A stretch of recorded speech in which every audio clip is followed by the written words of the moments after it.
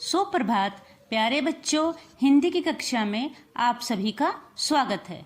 आशा करती हूँ कि पिछली कक्षा में पढ़ाए गए पाठ को आपने ध्यानपूर्वक समझने व याद करने का प्रयास अवश्य किया होगा। तो बच्चों, आज की इस कक्षा में हम अपनी हिंदी की पाठ्य पुस्तक कोकिला के पाठ 13 नेताजी सुभाष चंद्र बोस को ध्यानपूर्वक पढ़ने व समझने का प्रयास करेंगे। पाठ का नाम नेताजी सुभाष चंद्र बोस। बच्चों, पाठ को पढ़ाने से पहले मैं आप सभी को कुछ बताना चाहती हूँ। बच्चों, जैसा कि आप सभी जानते हो कि 15 अगस्त को हम अपनी आज़ादी का दिन मनाते हैं। तो क्योंकि बच्चों 15 अगस्त 1947 को हमारा देश आज़ाद हुआ था, तो बच्चों क्या 15 अगस्त 1947 से पहले हमारा देश आज़ाद नहीं था? यदि हम आज़ाद नहीं थे तो किसने करवाया हमें आज़ाद? कौन थे वो महापुरुष जिन्होंने हमें आज़ाद करवाया?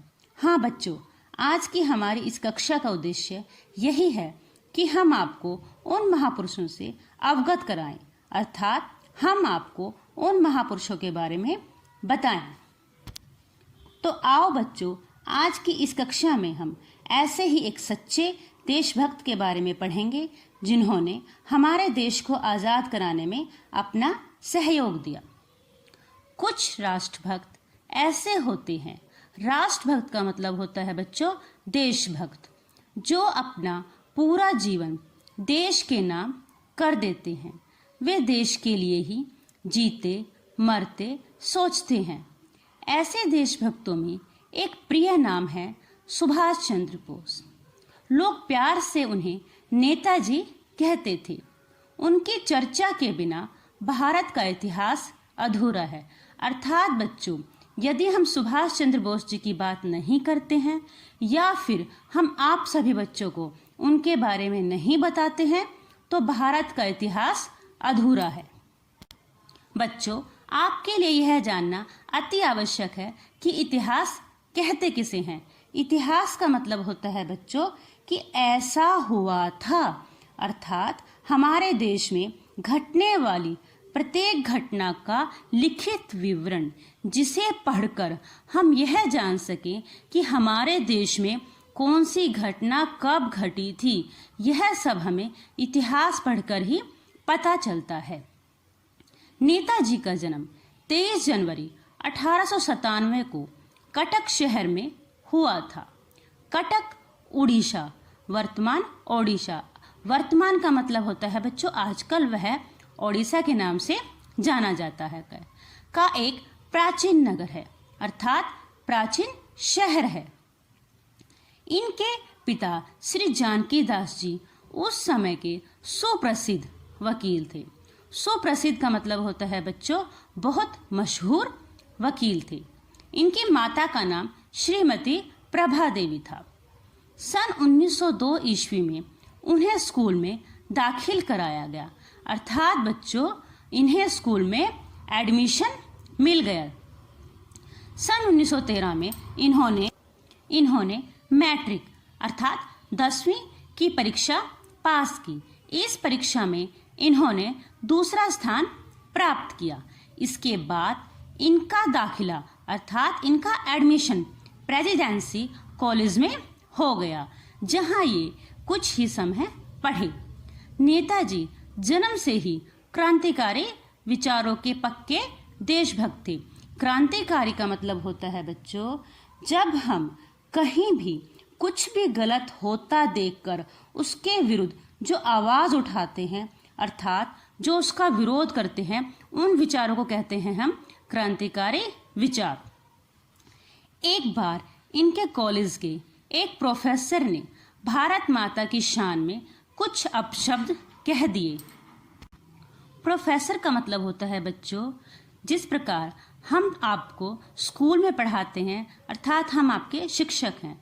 बच्चों, जो शिक्षक कॉलेज में पढ़ाते हैं उन्हें हम प्रोफेसर कहते हैं।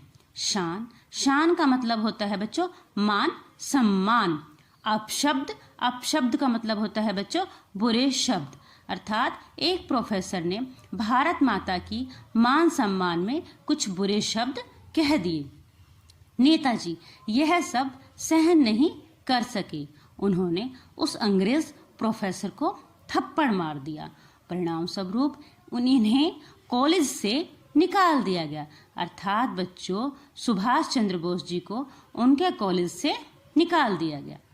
सन 1918 में इन्होंने बीए पास की और 1919 में ये इंग्लैंड चले गए। उस समय इंडियन सिविल सर्विस अर्थात आईसीएस की परीक्षा पास करना बहुत ही कठिन कार्य था। बच्चों, यह एक परीक्षा है जिसे पास करने के बाद हम सरकारी नौकरी प्राप्त कर सकते हैं। यह बहुत ही कठिन परीक्षा होती है। नेताजी ने न केवल यह परीक्षा पास की अपितु उन्होंने चौथा स्थान प्राप्त किया। बच्चों, सुभाष चंद्र बोस जी ने इस परीक्षा को सिर्फ पास ही नहीं किया बल्कि इसमें चौथा स्थान प्राप्त किया। लेकिन इन्होंने ब्रिटिश सरकार का सेवक बनने की बजाय देश का सेवक बनना बेहतर समझा। अर्थात बच्चों, सुभाष चंद्र बोस जी ने अंग्रेजों का सेवक बनने की बजाय अपने देश की सेवा करना बेहतर समझा। सुभाष चंद्र बोस भारत लौट आए और स्वतंत्रता संग्राम में कूद पड़े। स्वतंत्रता संग्राम का मतलब होता है बच्चों, आजादी की लड़ाई में कूद पड़े। वह गांधी जी के अहिंसा के विचारों से असहमत थे। अर्थात बच्चों, वो उनके विचारों से सहमत नहीं थे।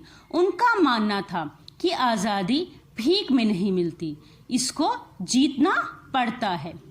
नेताजी की गतिविधियों से परेशान होकर, गतिविधियों का मतलब होता है बच्चों कार्य, अर्थात बच्चों नेताजी के कार्यों से परेशान होकर अंग्रेज सरकार ने उनको बंगले में नजरबंद कर दिया, अर्थात बंगले में कैद कर दिया। परंतु वे एक पठान का वेश बनाकर वहां से निकल गए और काबुल पहुंच गए। बच्चों, वे एक पठान का रूप धारण कर वहां से निकल गए। इसके बाद नेताजी जर्मनी में हिटलर जैसे नेताओं से मिले। अर्थात बच्चों, जिस प्रकार हमारे देश में सुभाष चंद्र बोस जी जैसे नेता थे, उस समय जर्मनी में हिटलर जैसे नेता थे। वो आपस में मिले और उन्होंने आज़ाद हिंद फौज की स्थापना की।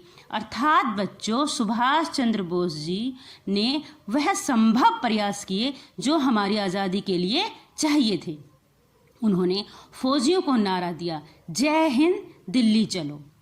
एक संदेश में उन्होंने देशवासियों से कहा, तुम मुझे खून दो, मैं तुम्हें आज़ादी दूंगा। अर्थात बच्चों, इस संदेश का मतलब था कि तुम मुझे अंग्रेजों के विरुद्ध युद्ध करने के लिए व्यक्ति दो, मनुष्य दो, तब मैं तुम्हें आज़ादी दूंगा। भारतवासी सुभाष चंद्र बोस के दीवाने हो गए।